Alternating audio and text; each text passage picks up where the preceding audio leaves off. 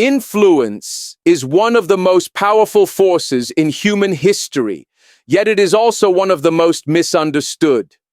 Many people believe influence is tied only to physical presence, to a voice that can still speak, a body that can still stand on a stage, a name that can still appear in headlines. But history repeatedly proves a deeper truth. The power of influence does not end with a person. When an individual leaves behind ideas, movements, or inspired followers, their impact often grows stronger with time rather than weaker. Headlines fade, faces disappear from public view, and names slowly move from daily conversation into memory. But influence has a way of outliving flesh. It continues to shape culture, conversations, beliefs, and decisions long after the individual is gone or silent. Ideas are the most enduring form of influence. A person may die, step away, or lose public attention, but ideas do not obey the laws of mortality. Once an idea is released into the world, it becomes part of a larger stream of thought that others can carry forward, reshape, challenge, or defend. Ideas travel across borders, generations, and cultures without needing their creator to be present. This is why philosophers, reformers, and thinkers from centuries ago still influence how societies think today. Their words are quoted, debated, criticized, and built upon. Even when people disagree with them, the disagreement itself proves their influence. Silence would mean irrelevance, but ongoing discussion means the idea is still alive. Movements take influence a step further by turning ideas into collective action. When an idea resonates deeply enough, it no longer belongs to one person, it belongs to a group. At that point, the influence becomes decentralized. The movement gains momentum because many people begin to see the idea as part of their identity. They speak it in their own words, apply it to their own lives, and defend it in their own communities. This is why movements often survive the loss of their original leaders. The leader may have been the spark, but the fire continues to burn because others are now feeding it. In some cases, the movement even grows after the leader is gone, because the absence forces followers to take responsibility rather than depend on one voice. Followers themselves are living carriers of influence. When someone has truly influenced others, their thoughts, attitudes, and behaviors become embedded in the lives of those they touched.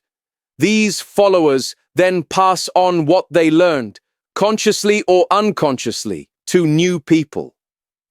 A mentor's influence appears in the way a student teaches others. A leader's influence appears in how a community organizes itself. A speaker's influence appears in the confidence or conviction of those who heard them. This ripple effect means that one person's influence can multiply far beyond what they ever personally did. Long after the original source is gone, the echoes remain. Culture is especially shaped by this kind of lasting influence. Cultural norms, values, and debates rarely come from nowhere. They are usually the result of long-standing ideas that have been reinforced over time. Influential figures help set these ideas into motion. They introduce language that people adopt, questions that people begin to ask, and frameworks through which people interpret the world. Even when society moves on to new issues, it often does so using the intellectual tools given by past influencers. In this way, influence becomes part of the cultural infrastructure, something people rely on without always realizing where it came from. Another reason influence outlives individuals is that humans are storytellers by nature. Stories preserve influence. When people talk about influential figures, they don't just recount facts, they interpret meaning. Stories about a person's courage, controversy, wisdom, or mistakes become lessons. These lessons are retold to inspire, warn, or challenge others.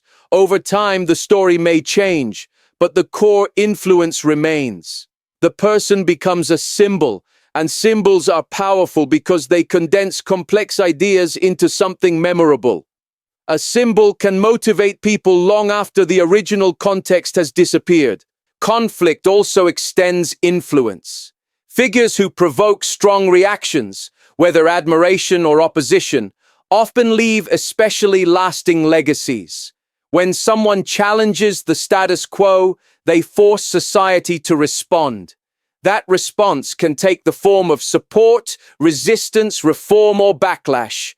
Either way, the influence is undeniable because it alters the conversation. Laws change, institutions adjust, and people re-evaluate their beliefs. Even critics contribute to the influencer's legacy by keeping their ideas in circulation. In this sense, influence does not require universal approval, it requires significance. Time plays an interesting role in shaping influence. While media cycles move quickly, true influence moves slowly and deeply. Immediate reactions may be emotional and polarized, but as time passes, society begins to reflect. People separate personality from principle, behavior from belief, and momentary controversy from lasting impact. This reflection often leads to a more nuanced understanding of the influencer's role. Some ideas are rejected, others refined, and some adopted more widely than ever before. The person may no longer control how they are interpreted, but their influence continues through this ongoing evaluation. Technology has amplified the endurance of influence. In earlier eras, influence depended on oral tradition or limited written records. Today, speeches, interviews, writings, and digital content can be accessed instantly, even years later. This creates a form of digital permanence. New generations encounter influential figures not as distant historical names, but as vivid voices speaking directly to them through screens. This accessibility allows influence to leap across time, almost unchanged, giving it renewed relevance in contexts the original person may never have imagined. However, the persistence of influence also brings responsibility. Influence does not disappear, but it can be misused, distorted, or weaponized after a person is gone. Ideas can be taken out of context or pushed to extremes. This is why the legacy of influence is often contested. Supporters and critics alike fight over interpretation. Yet even this struggle reinforces the core truth. The influence still matters. If it didn't, no one would bother arguing about it. At a deeper level, the endurance of influence speaks to a human desire for meaning beyond individual life. People want their lives to matter, to contribute to something larger than themselves. Influence is one way this happens. When someone's ideas continue to shape others, it suggests that human actions can transcend time. This belief motivates leaders, thinkers, and ordinary individuals alike to speak, write, teach, and act with intention. They understand, consciously or not, that what they do today may shape tomorrow in ways they will never see. Ultimately, the power of influence not ending with a person reminds us that legacy is not about fame or attention alone. It is about transfer. What values are passed on? What questions are planted? What courage is awakened in others? Headlines may capture a moment, but influence captures a direction. It points people somewhere, toward a belief, a behavior, or a way of seeing the world. Even when the person who pointed the way is no longer present, the path remains. This truth challenges both influencers and audiences. For those who hold influence, it is a reminder to be mindful of what they release into the world, because it may travel farther and last longer than intended. For those who receive influence, it is a call to think critically, to choose what to carry forward, and to take responsibility for how ideas are lived out. Influence does not end with a person because people themselves become the continuation of what they believe. In that sense, influence never truly dies. It simply changes hands and moves forward through time. The way a society responds to events, individuals, and moments of tension reveals far more than official statements or written laws ever could. Public reaction acts like a mirror, reflecting the true values, fears, hopes, and priorities of a culture. When people respond with support, criticism, silence, outrage, or reflection, they are unconsciously declaring what matters most to them. These reactions expose whether a society values free speech or control, unity or division, thoughtful dialogue or emotional conflict. Long after the event itself fades, the response becomes the real evidence of who we are and what we stand for. Support is often the most visible reaction, and it speaks volumes about collective beliefs. When large groups of people rally behind an individual or an idea, they are not just endorsing a person, they are affirming the values that person represents. Support can signal a society's commitment to principles such as courage, independence, faith, tradition, or progress. It shows what kind of leadership people admire and what narratives resonate with their lived experiences. Applause, public defense, donations, and vocal solidarity are all expressions of shared identity. In these moments, society reveals what it wants to protect and promote. Criticism, on the other hand, reveals boundaries. It shows what a society refuses to accept and where it draws moral or ideological lines. Public criticism can emerge from genuine concern, ethical disagreement, or fear of change. Sometimes it reflects a healthy culture that questions power and demands accountability. At other times, it exposes intolerance, insecurity, or an unwillingness to engage with opposing viewpoints. The tone of criticism matters as much as the content. Constructive critique suggests maturity and depth, while hostile attacks point to polarization and emotional instability. Through criticism, a society reveals not only what it opposes, but how it handles disagreement. Reflection is perhaps the most revealing response, yet it is often the quietest.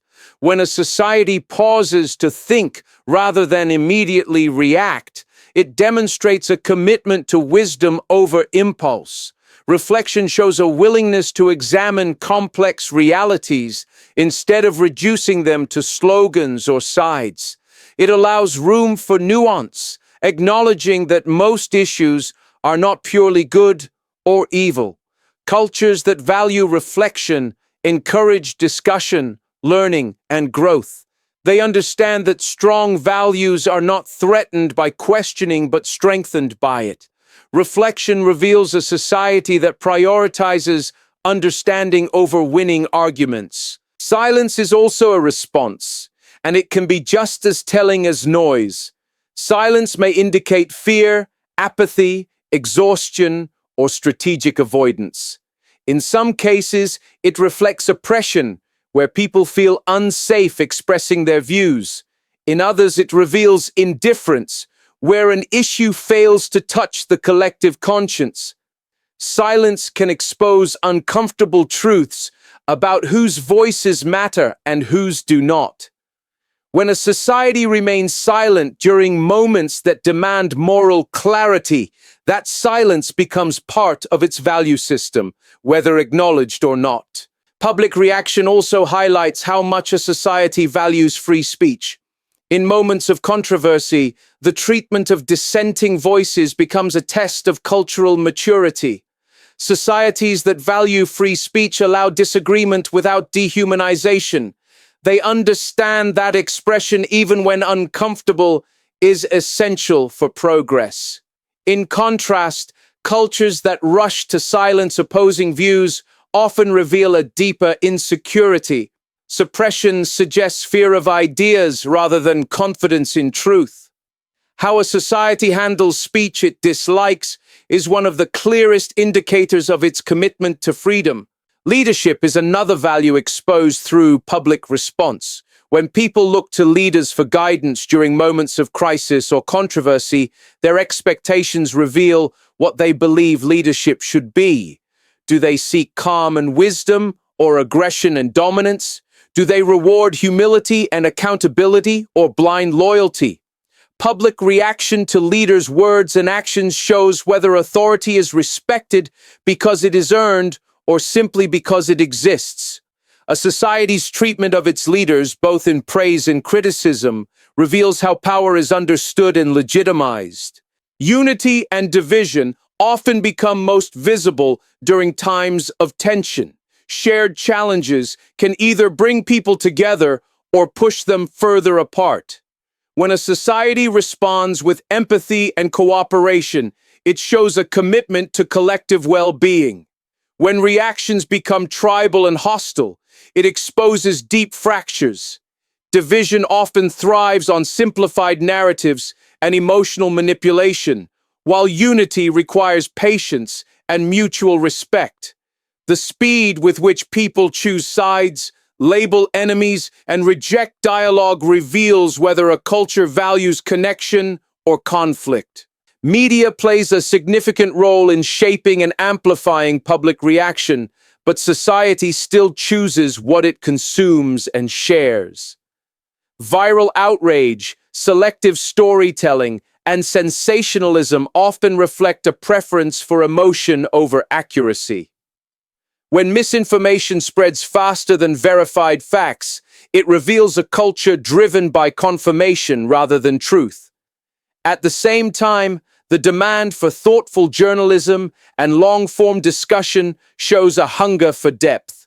What a society amplifies through media reveals its intellectual appetite and emotional priorities.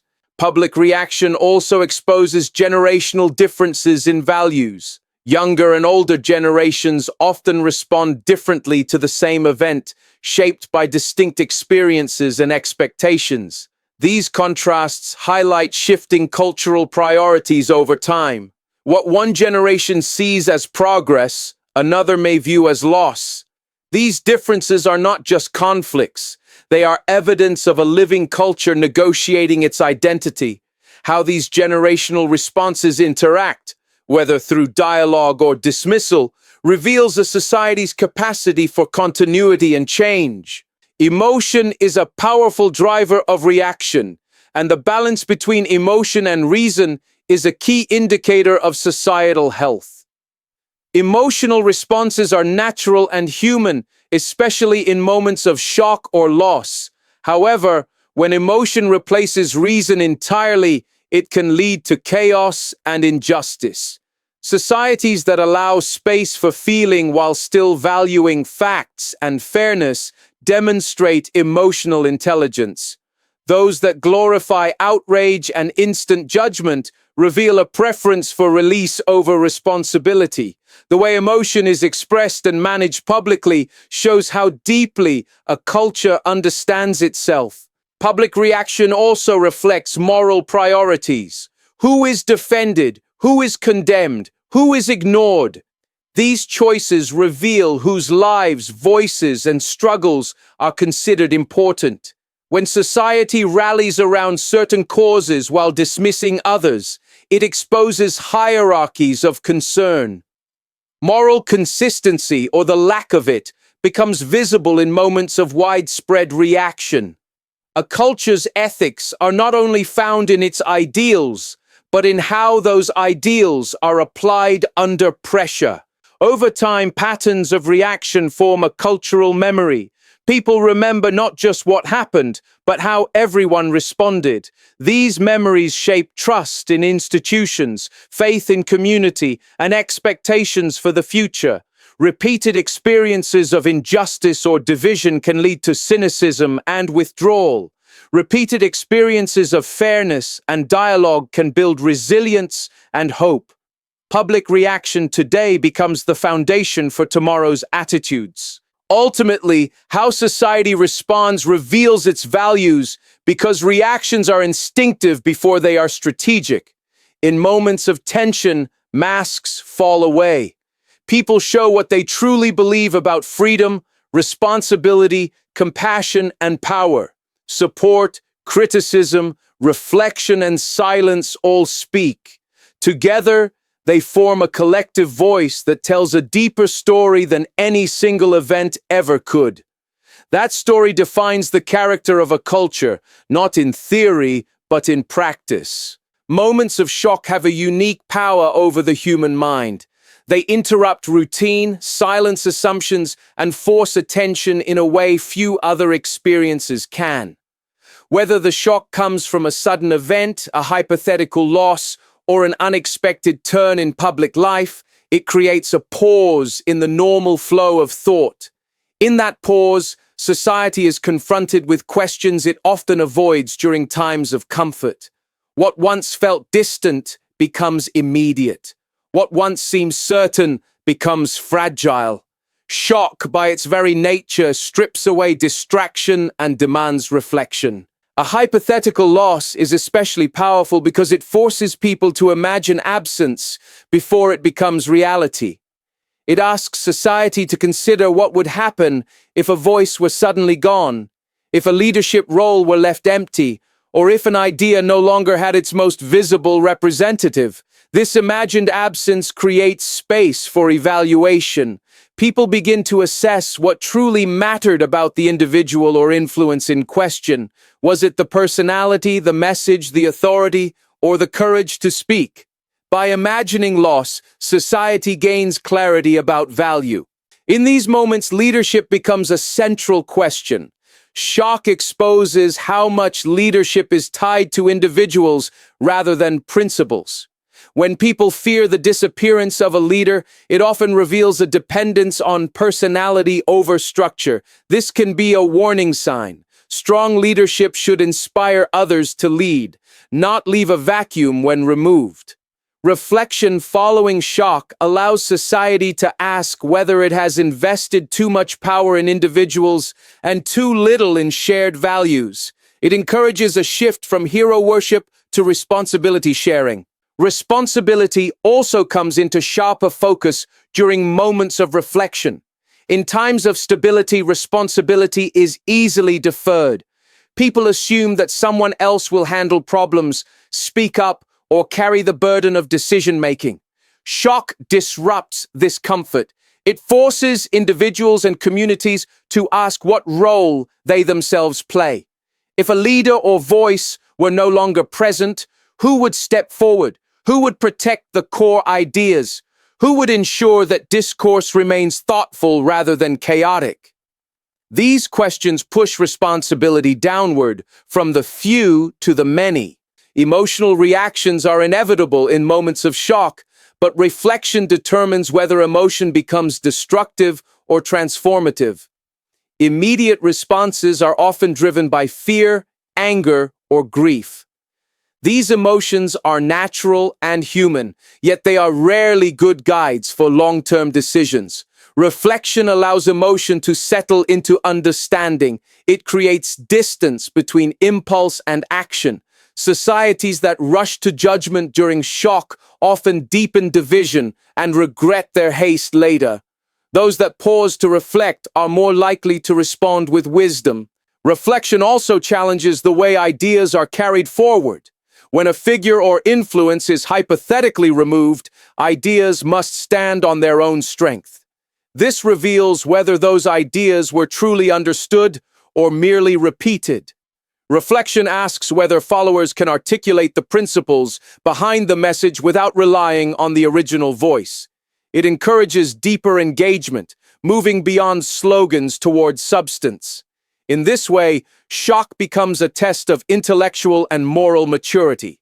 Moments of shock often reveal the difference between loyalty and understanding.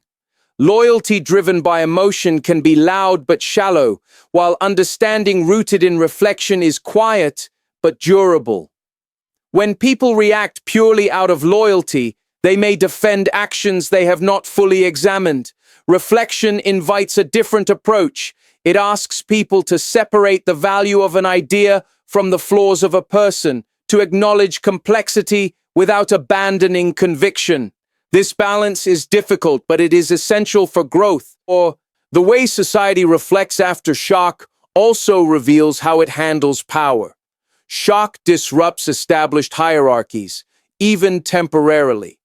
In that disruption, there is an opportunity to reconsider how power should be distributed and exercised. Reflection allows for questions about accountability, transparency, and ethical leadership. It opens conversations about whether systems are designed to serve people or to protect themselves. Without reflection, shock simply reinforces existing power structures through fear-driven reactions. Hypothetical loss also invites generational reflection. Younger generations may ask what kind of leadership they want to inherit, while older generations may reflect on what they are leaving behind. This cross-generational dialogue can either deepen misunderstanding or foster continuity. Reflection creates the possibility of learning across age and experience. It encourages the transfer of wisdom rather than the repetition of mistakes. Another important aspect of reflection is the reevaluation of priorities. Shock exposes what society has been taking for granted. It can reveal neglected values such as humility, listening, and patience. Reflection allows communities to realign their focus, deciding what deserves energy and what does not. It encourages a move away from constant reaction toward intentional direction. In this sense, shock becomes a moment of recalibration. Reflection also humanizes public life. During normal times, public figures are often reduced to symbols or caricatures. Shock breaks through these simplifications by reminding people of vulnerability and impermanence. Reflection restores a sense of humanity, allowing for empathy even amid disagreement. This does not require abandoning principles. It requires recognizing that complexity is part of reality. A society capable of this kind of reflection is less likely to dehumanize and more likely to heal. The danger, however, is that shock can be wasted. Without reflection, it becomes just another spike in the emotional cycle of news and social media. People react intensely and then move on without learning anything. Reflection requires intention. It requires slowing down in a culture that rewards speed. It requires listening in a climate that rewards volume. Choosing reflection over reaction is itself an act of leadership.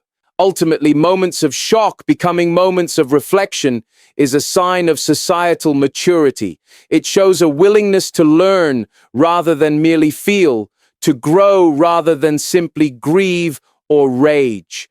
Hypothetical loss, when approached with wisdom, becomes a tool for deeper understanding. It prompts questions about leadership that go beyond personalities, responsibility that goes beyond convenience, and ideas that must be carried forward with care. When society allows shock to lead to reflection, it transforms disruption into direction. The moment that could have fractured becomes one that clarifies. The imagined absence becomes a call to presence, a call for individuals to think more deeply, act more responsibly, and carry ideas forward not with blind emotion but with deliberate wisdom.